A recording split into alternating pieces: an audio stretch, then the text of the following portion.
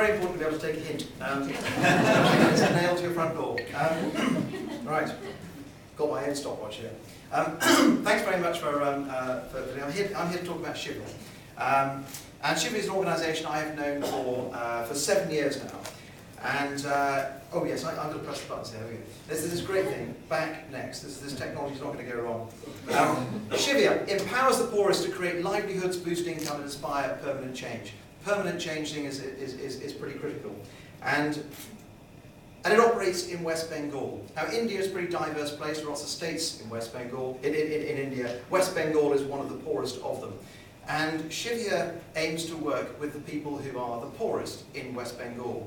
And we ascertain this by looking at a number of key criteria that they will have in the household, looking at the type of roof they've got, looking at the kind of education that they've got, looking at a number of criteria that are culturally within that area would indicate that family, that household is suffering as a result of a lower than normal income. And operates largely with women as well, because women very often haven't had the opportunity to be able to engage in the economy, and what we always found is that when they do, so many charities have found that when they do, changes the dynamics of the family and the dynamics of the village. Now, poultry development services. Shivia actually started out as a microfinance organisation.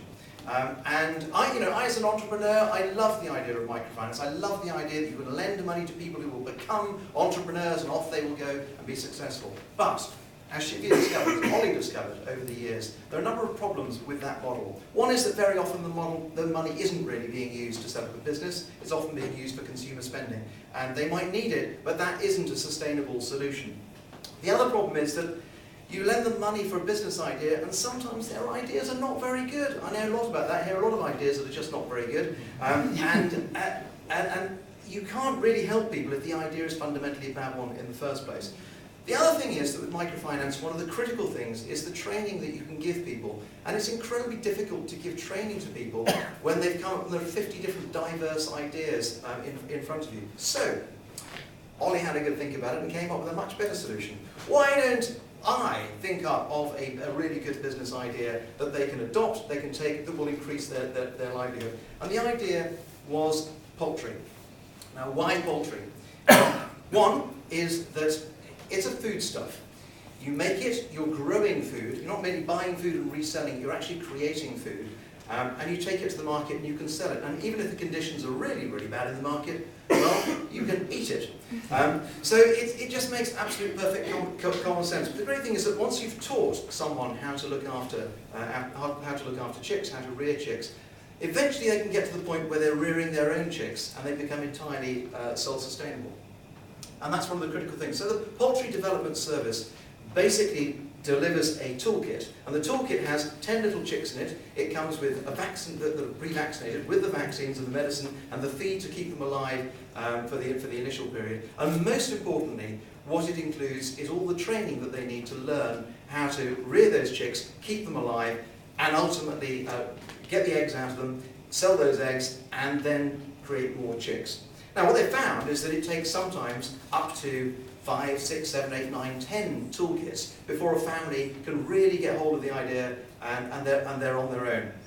But the great thing about this is it's also very measurable. So at the beginning of the process, they measure the state of that family's finances and their economic situation. And at the end of each year, they will carry on doing that until eventually that family has raised enough money and is doing well enough to have broken free out of the cycle of poverty. And that can sometimes take up to 3 years, and it can sometimes take 10 toolkits. But the toolkits cost £15, that's 10 chicks, they pay £5 for it, which is their sign of commitment. And that's a deal that they couldn't get. They wouldn't be able to go out and buy chicks and the medicine and the food themselves in order to be able to do this. And they certainly wouldn't be able to get the training. Now, this is the Shivia team. The most remarkable thing about the Shivia team is 56 people in Shivia, only 2 of whom are in the UK. The other 54 are out in India.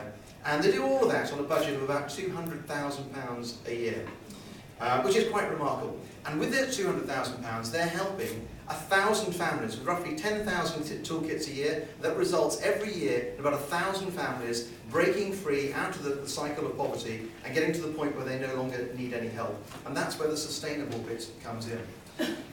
Now, the other thing I love about Shivia is that Shivia is ultimately started by Ollie, who we'll talk to later, but ultimately Shivia is moving towards an organisation which is run by Indian people and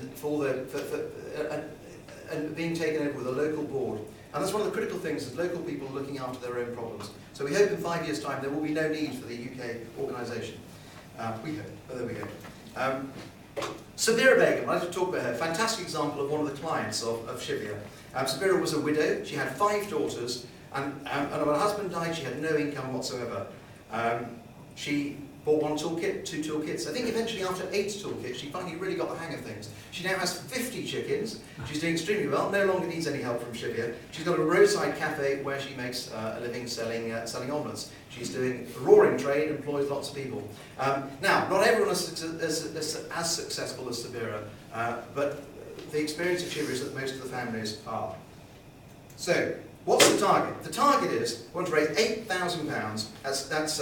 And £8,000 is 800 poultry toolkits, and that's 80 families. That's pretty much as many people in this room will be families that are lifted out of poverty permanently, and that is the most important aspect.